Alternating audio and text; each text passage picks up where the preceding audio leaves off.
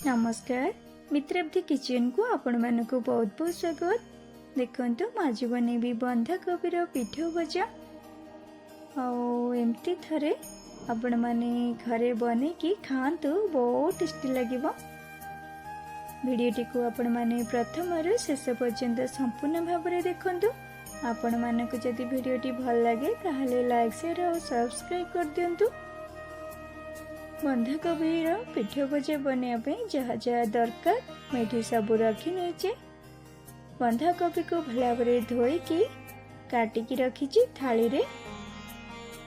Eighty तेल नहीं भाजापी धला राशि नहीं अरुआ चाउल चूना रखी एटी अल्प बेसन रखी किसी लुण नहीं हलदी गुंड नहीं लंका गुंड नहीं।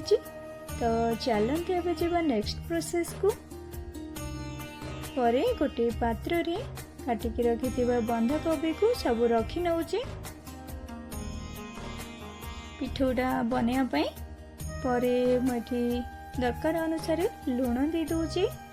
परे चाउल चूना दे दूचे। चाउल चूनार मात्रा अधिक रहिबो और बेसन रो मात्रा कम रहिबो।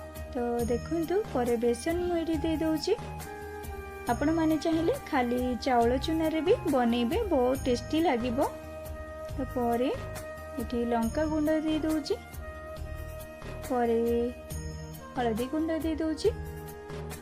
परे राशि को दे दूची। राशि देवा द्वारा बहुत टेस्टी लगे।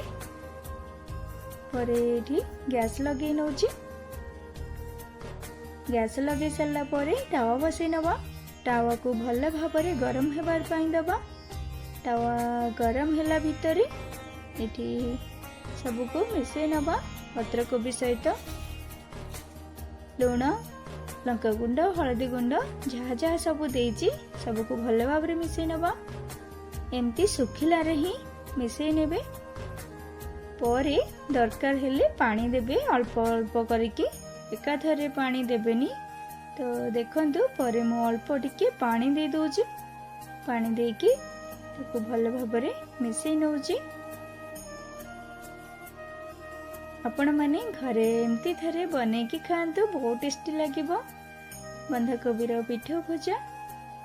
तो देखंतु बे पानी टिके दे सला परे ताको भल भाबरे मिसई नेली। तो एबे पिठो पूरा रेडी हो गला भजा भाजिया पई। एबे तावा गरम हो जाइछि भल भाबरे तेल दे दबा। एठी तेल 3 चम्मच देछि। तावा रे चारिआडे भल भाबरे तेल दे देबे। तेल भल भाबरे गरम हो गला परे छोट छोट पिठा टाइप रो एमती बनै नेबे। तो देखंतु मो गोटे दे सला पर तार चारि साइड एमती साइज कर नौची।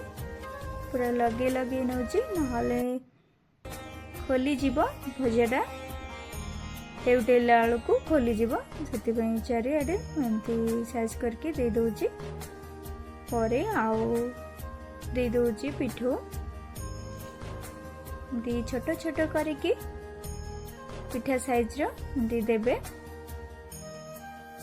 तो देखंतु मैं बने नेली 4टी।